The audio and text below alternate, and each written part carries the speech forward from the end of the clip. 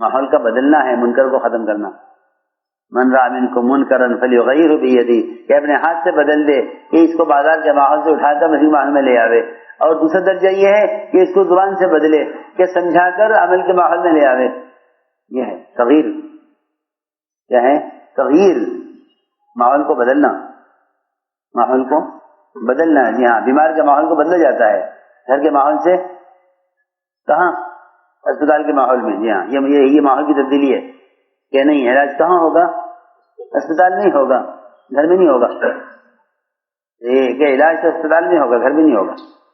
چھوٹا سا آپریشن کرنا ہے پیر کے پھوڑے کا، یہ چلو اوٹی میں، کہاں؟ اسپتال میں چلو، وہاں ایک کمرہ ہے خاص، آپریشن تھیٹر وہاں ہوگا. کہ یہاں کر دو، کہ نہیں یہاں نہیں کر سکتے. کیوں؟ کہ اتنے جراثیم، اتنا غبار، یہ زخم یہاں درست ٹھیک نہیں ہوگا. سنو، کہ ایک جسم کے پھوڑے کا آپریشن نہیں ہو سکتا تو روحانی آپریشن کیسے ہو سکتا ہے؟ وہ تو مسجد ماحول بتائے گا کہ تو کن گناہوں میں ہے، کن ظلمتوں میں ہے. صحابہ خود فرماتے ہیں کہ ہم نے کفر کی ظلمت کو پہچانا ہے ایمان کے ماحول میں آ کر. اس سے معلوم ہوا کہ ہاں یہ کفر کی ظلمتیں ہیں. میں ساری بات یہ سمجھانے کے لیے کہہ رہا ہوں. یہ دعوت ایک مخصوص طریقہ محنت ہے. تبلیغ یہ نہیں ہے کہ آپ کو جو جہاں ملا وہاں کان میں بات ڈال کے چلے گئے، میری ذمہ داری پوری ہو گئی.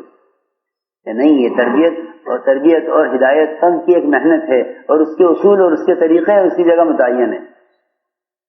اس لیے فرماتے ہیں کہ حضور اکرم صلی اللہ علیہ وسلم نے اپنی امت کو مسجد سے جوڑا تھا، دنیاوی مسائل کے لیے بھی اور آخرت کے لیے بھی، دونوں. یہ بھی عجیب بات ہے کہ دنیاوی امور کا تعلق بھی مسجد سے تھا. جو بات پیش آتی تھی صحابہ مسجد کی طرف دوڑتے تھے. ایک صحابی قرض سے تنگ آ گئے، مسجد میں آ کر بیٹھے ہوئے. ابو امامہ باہلی فرمایا مسجد میں کیوں ہو اس وقت؟ عرض کیا کہ مجھ پر اتنا قرضہ ہے کہ میں اس قرض کی ادائیگی سے عاجز آ گیا ہوں. اے ابو امامہ، ہم تمہیں ایسی دعانا سکھلا میں کہ اگر یمن کے پہاڑ کے برابر سونا تم پر قرض ہو تو آسانی سے اللہ ادا کرا دے.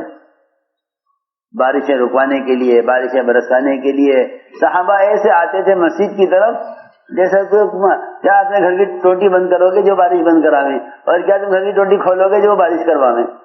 ہاں چلو مسجد چلو. ہاں مسجد اللہ سے کہیں گے، یہ سیدھی بات ہے. اور اب آپ دیکھو گے کہ دعاؤں کا اور مسائل کے حل کا مسجد سے کوئی تعلق نہیں رہا. اب مسلمان چاہتا ہے کہ میں بھوک ہڑتال کر کے غیروں سے مطالبہ کروں، اپنی جو ہے غیروں سے مطالبہ کروں اپنی ضروریات کا. سمجھتے تھے اگر ایمان ہوتا تو روزہ رکھ کر مسجد میں پڑ جاتا، اے اللہ میرا یہ کام کر دے. ایمان نہیں ہے، اس لیے وزیر کی کوٹھی پر پڑھتے ہیں بھوک ہڑتال کر کے. مسلمان کیا کرتے ہیں؟ وزیر کی کوٹھیوں پر. مسلمان کہاں؟ وزراء کی کوٹھیوں پر. سب سمجھتے تھے کہ وہ تو اندر کھانے کھا رہے ہیں مزے کے، اور یہ مسلمان بھوک ہڑتال کر کے باہر دھوپ میں بیٹھے ہوئے ہیں کہ ہم کھائیں گے نہیں، پیئیں گے نہیں. بھوک ہڑتال کہیں کے لیے کہ ہمارے مطالبے پورے کرو، اور تو کوئی اثر نہیں ہے. سب سمجھتے تھے کہ ایسے مسلمانوں کے لیے یہاں بھی بھوک، آخرت میں بھوک. ہاں جی ہاں، سیدھی بات ہے کہ مطالبہ ہے ہی نہیں کسی سے اللہ کے سوا. جو اللہ کے گھر میں آوے وہ اللہ سے مطالبہ کرے. جی ہاں، جو وزیر کے گھر میں جائے گا کہ وزیر سے مطالبہ کرے گا.